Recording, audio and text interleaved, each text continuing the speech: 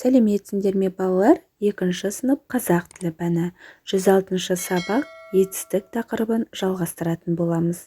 Балалар, бүгінгі сабақта етістіктерді тауып, сурет бойынша мәтін құрастырып жазатын боламыз. 5-ші жаттығу: суреттердің көмегімен мәтін құрастырып жаз. Мәтініңді көңілді көктем табиғатты ұйқысынан оятты сөйлемінен баста. Олай болса, балалар, суреттерге мұқият қарап, осы суреттердің көмегімен мәтін құрастырып жазып көрейік.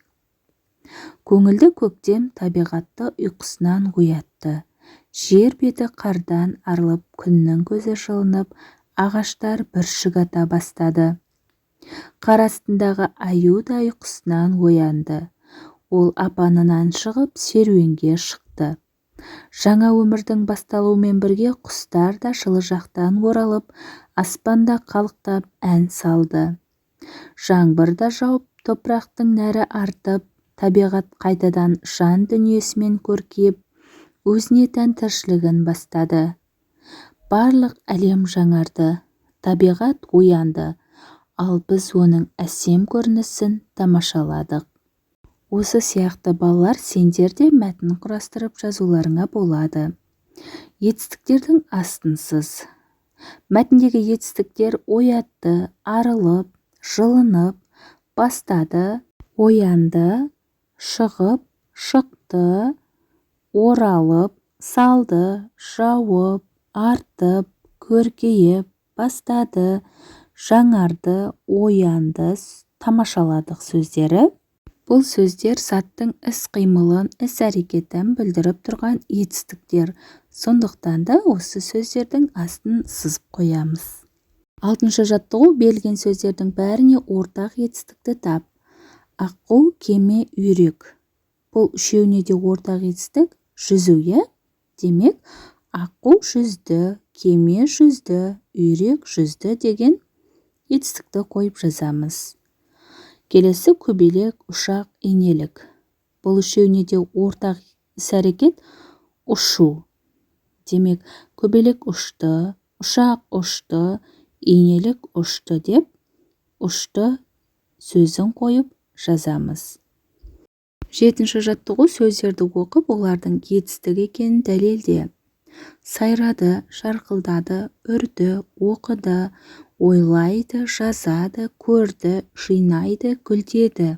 Балалар, бұл сөздер етістіктері, себебі бұл сөздер заттың қимылын, іс-әрекетін білдіріп тұрған сөздер. Сондықтан да етістік болып табылады.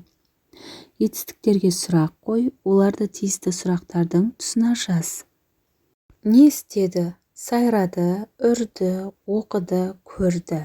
Қайтты? Жарқылдады, гүлдеді. Не істейді? Ойлайды, жазады, жинайды.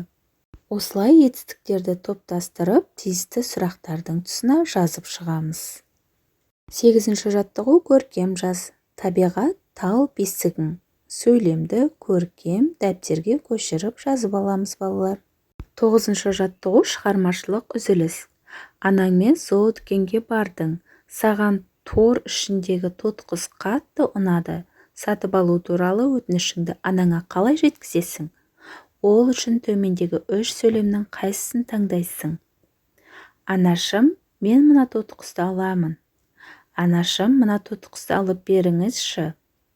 Анашым, әдемі тотқыз екен, алайықшы. Мен өзім қарауға уәде беремін. Меніңше, балалар, анашым, әдемі тотқыз екен, алайықшы.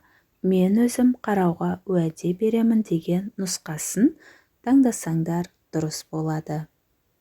Балалар, осымен бүгінгі сабағымыз аяқталды. Сендерге барлық тапсырмалар түсінікті болды деген ойдамын.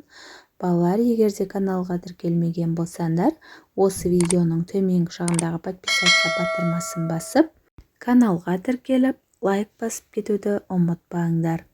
Келесі жаңа сабақта кездескенше сау болыңдар.